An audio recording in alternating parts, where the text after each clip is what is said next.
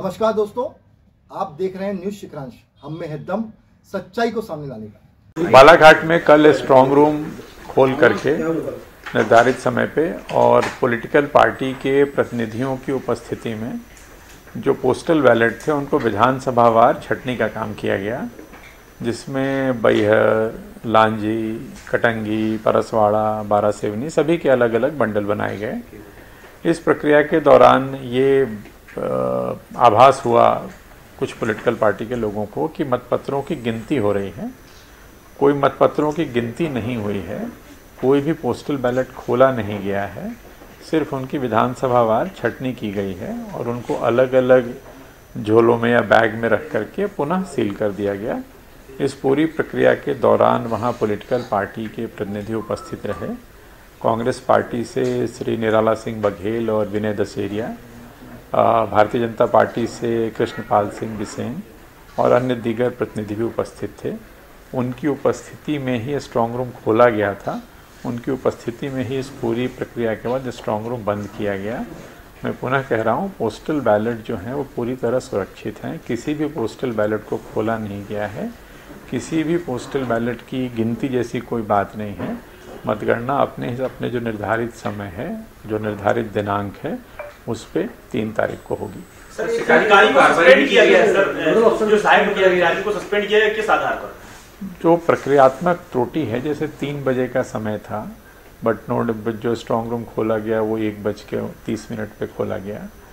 जो सूचना एक तरह से जो सॉर्टिंग करी गई, जो छंटनी का काम किया गया, उसकी सूचना सही तरीके से यदि सभी जनप्रतिनिधियों को दी गई होती तो ज़्यादा बेहतर ढंग से ये काम होता, इस तरह का कन्फ्यूज़न नहीं होता। तो ये जो प्रक्रियात्मक त्रुटि हुई है उसके परिप्रेक्ष्य में जो जांच प्रतिवेदन प्राप्त हुआ है जिले से, उसके आधार पे कर्तव्य निर्वहन में जो लापरवाही रही है उसके लिए जो जबलपुर संभाग के जो आयुक्त हैं उनके द्वारा जो नोडल अफसर थे उनको निलंबित किया गया है।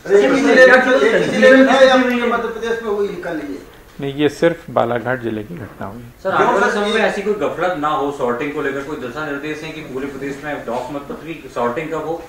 नहीं, ये दिशा निर्देश हैं कि 2 तारीख को मतगणना दिनांक से 1 दिन पहले सभी डाक मतपत्र जो जहां भी रखे हैं, अधिकांशतः जिला मुख्यालय पे ट्रेजरी में रखे हुए हैं, कुछ जगहों पे आरओ के लेवल पे भी डाक मतपत्र अस्थायी स्ट्रांग रूम में हैं।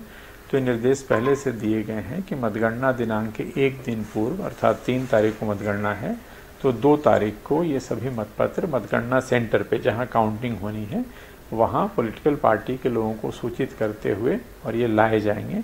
तो सॉर्टिंग अगर आवश्यकता है तो ये सॉर्टिंग का काम 2 तारीख को किया जाएगा जहाँ भी मतपत्र रखे हैं। तो राजनीतिक दलों को सूचना दे करके, और यदि वो उपस्थित होते हैं तो उनकी उपस्थिति में करेंगे। वीडियोग्राफी होगी, सीसीटीवी वगैरह तो ऑलरेडी हर जगह पे लगे हुए हैं। सर, ये बालाघाट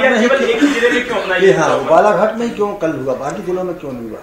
उन्होंने ये चाहा कि इसको समय रहते कर लेते हैं और इसी कारण यही जो प्रक्रियात्मक त्रुटि है, इसी के कारण निलंबन की कार्रवाई की गई। कांग्रेस कलेक्टर को निलंबित करने की मांग कर रही है।